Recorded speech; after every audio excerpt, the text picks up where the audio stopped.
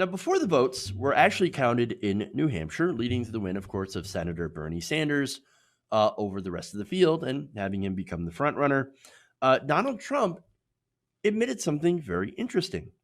Now, this is during a rambling criticism of Bloomberg's 2015 comments that defended his city's stop and frisk policing practices with racist stereotypes. Trump was talking about this, right? And he's like, Bloomberg is a racist. Now, wait a minute. Donald Trump also supported stop and frisk. Donald Trump also took out a full page ad in the New York Times calling for the execution of the Central Park Five. Mayor Bloomberg, during that time, also fought to make sure he did not have to settle with the Central Park Five to make sure that they got restitution, right? He wanted to block them from getting any sort of restitution for spending all that time in prison for a crime they didn't commit. So Bloomberg and Trump are one and the same. So with one calling the other racist, I mean, it's like that Spider-Man meme where they're both pointing at each other. Like, no, you both are racist. And let's be honest about that. Okay. So now, during this rambling diatribe of Donald Trump, he brought this interesting piece up unprompted. He said that he would rather go up against Michael Bloomberg in the 2020 election than Bernie Sanders. Now, I know a lot of people who are anti-Bernie are banking on, oh, please, Bloomberg, come save us. Save us. You're the only one who can take on Donald Trump because you're a billionaire. I kid you not. Joy-Ann Reid on the coverage of New Hampshire yesterday had told the MSNBC audience, well, Michael Bloomberg would be a great choice because he used to be a Republican and he knows how to fight like a Republican because he was one. And he was one up until 2007. He was a Democrat, a Republican, then an independent, then a Democrat again. So he's very party fluid, right? Very fluid. But mostly he's a very conservative person. And you can see that reflected in a lot of his policies that he enacted while he was mayor of New York. And so it is interesting, right? How Michael Bloomberg is the favored one to go up against Donald Trump. And now Trump is also saying, yes, I would rather go up against Michael Bloomberg because I know how to attack him. I know how to fight him. He doesn't know how to fight Bernie. So now let me give you the what he told reporters. Quote, frankly, I'd rather run against Bloomberg than Bernie. Because Sanders, and here's the reasoning, right? Because Sanders has real followers. Whether you like him or not, whether you agree with him or not, I happen to think it's terrible what he says. I know, taxing the rich, right? So terrible. So terrible. Well, of course, Donald Trump, he is rich. It's like, taxes. Ooh, no. Terrible, terrible. Increasing taxes on me? How dare you? To give people health care. Don't like it. But no, he continues. He says, but he has followers. Bloomberg's just buying his way in. Now, look, I routinely call Donald Trump a dumb person because he generally is. But it don't take a genius to see that Bernie Sanders has a gigantic, loyal following. That is one thing that the MSNBCs of the world didn't count on. And at the same time, would try to use against Bernie Sanders. So they would discount it. Oh, Bernie Sanders, all of his support's gone. All of his support's going to go away. He's not going to have this support going into 2020. He'll drop out after New Hampshire. Now he's a front runner. So they're completely wrong about that. But at the same time, they would also come up with segments where they're like, I can't believe these Bernie bros were attacking me. Look at his online mob, his online arm. So again, it's like out of both sides of their mouth, essentially. But look, Bernie Sanders, again, he does have a loyal following because he has been building this. And the reason, of course, that people are loyal is because Bernie Sanders is loyal. He's loyal to the policies. Why do you think we like Bernie Sanders in the first place? It's not because of his hair. It's not because of the way he rolls up his sleeves, which he doesn't. No, it's not the way he dresses. or the platitudes that he talks about. No, it's about the policies, and it's about his commitment to those policies. He's been talking about Medicare for All for decades before anyone would ever listen to him. He has been talking about these things, and he has been championing these policies. That's why people like him. He is consistent, and so as long as he is for the same policies, then we are for him, right? And we will stick with him. And so he's got, again, the army, right? The ones, of course, the Democrats always seem to attack now as mean Bernie bros. Well, Donald Trump is seeing as one of Bernie's biggest advantages. So that's important. But from that army, you get the best fundraising. Again, he doesn't take corporate donations, right? So he doesn't take big money from corporations or super PACs or giant bundlers, right? There are political action committees that he does get money from, but like you can't really call Our Revolution a corporate PAC. No, Our Revolution is regular people giving to this political action committee and not billionaires. In fact, any donations from rich people, Bernie Sanders has returned. So, and the reason that I bring that up is because now Elizabeth Warren is making disingenuous attacks against Bernie Sanders when it comes to fundraising.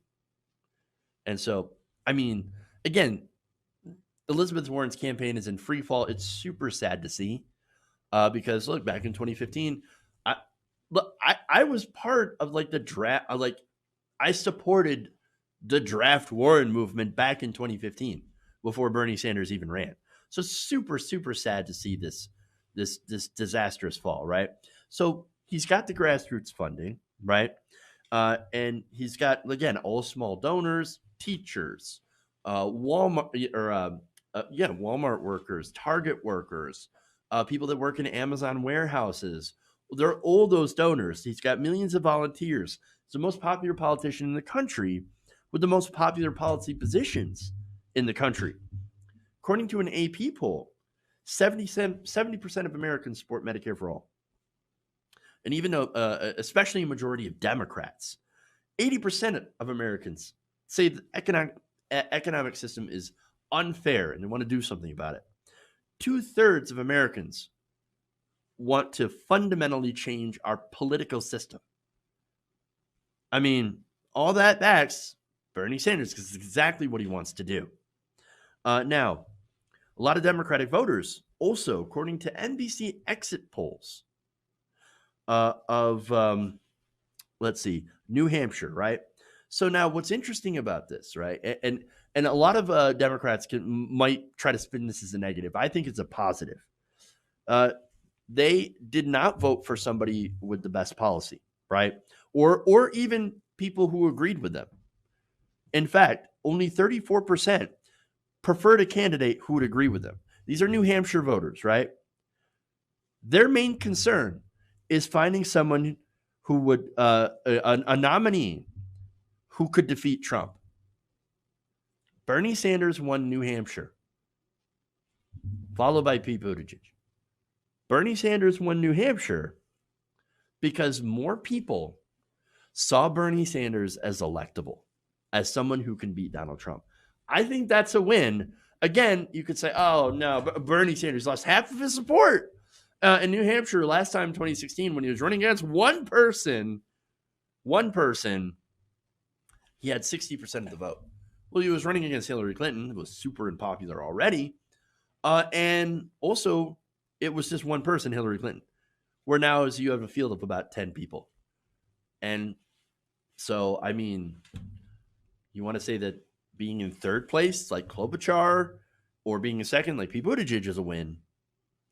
I mean, sure, I guess it's a win if you're, if you don't have a path anywhere else or whatever, or whatever reason you try to justify. But Bernie Sanders won, and he shows that he is the most electable. So now, would you look at that, right? More polls, right? That same poll found 69% of those voters, who, by the way, said that they really preferred somebody to beat Trump, not not so much that they agreed with that candidate in his policy positions, but they still agreed with Bernie Sanders on the issues. 69% support free college, 61% support single payer in New Hampshire.